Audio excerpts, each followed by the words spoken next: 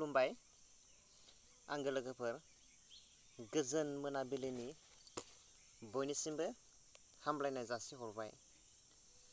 आं दिनै नोंसोरनि सेराव दोंसे खन्थाइ लाबोलायबाय। बे खन्थाइनि मुङानो जादों हांमाल' जाना थासिगोन। खोनासंलांदो अननानै।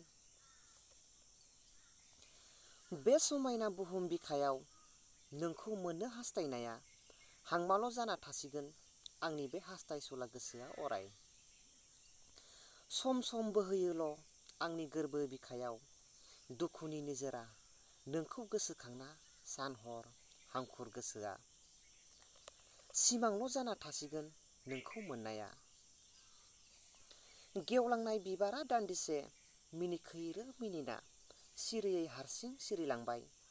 सिखिरिनि अननाय मोनैयाव हांमाल' जाना थाबाय। बोथोर स्राङावनो जुब जुब अखा हाबाय। दाखा जोमैया लाजिनांबाय हनै। बारदै सिख्लाया बागुरुम्बा मोसाबाय। बैसागुआ लाजिबाय। मिथिस'यै हांखुर गोसोआ नोंखौ मोननो हास्थायना नैबे मुलुगाव हांमाल' जाना थाबाय आंनि बायलं गोसोआ नोंखौ हास्थायना अराय सम। गोजोन्थों आंगो लोगोफोर, आंनि खन्थाइ आवरायनाया बेखिनियावनो जोब्बाय। माथो खालामनो, बरिं लाइफ। आं सासे गोसो खन्थाइगिरि, बेनिखायनो आङो खन्थाइनि लैथोआव आं गोदोना थायो। सम मोनबानो आङो खन्थाइ हगारो।